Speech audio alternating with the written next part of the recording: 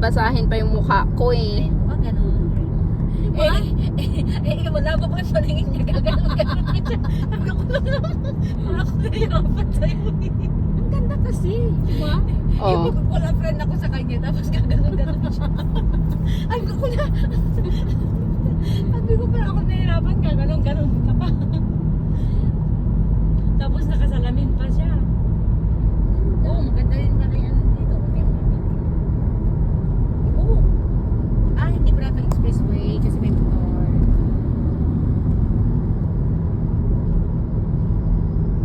Parang kunti lang yung building nila, no? Baka hindi pa tayo nakano. Yeah. Nandyan si Lotte oh. Alote. Sa Korea may ano yatan.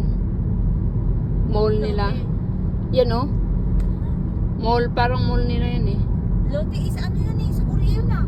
Oo. Ayaw mo meron, di ba nandito, no? Pinakamahal na mall yun sa Korea, no? Oo, bumili ako dun ng isang ano.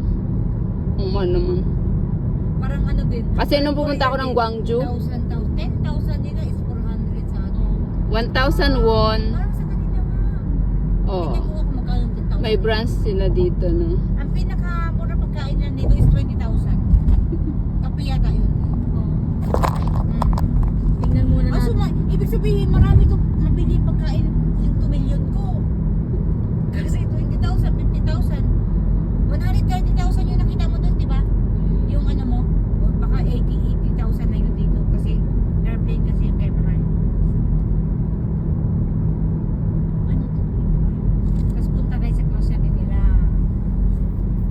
Bago tayo uwi, punta tayo ng grocery kasi marami na tayo may ano. Di ba kami makita tayo mga shop? Oh yan, Lotte Mall. Bakit Lotte Mall? Dahil punta kung malapit sa atin, di ba? Kasi may grocery yan sila. Oo nga sis, no? Para sa Korea sis, tingnan mo. Di ba ganyan yun? Oo. Ayan o. Ganyan din yung Lotte Mall eh. Ganyan din ano, pero mas malaki. Gold. Ibig sabihin, gold yung presyo.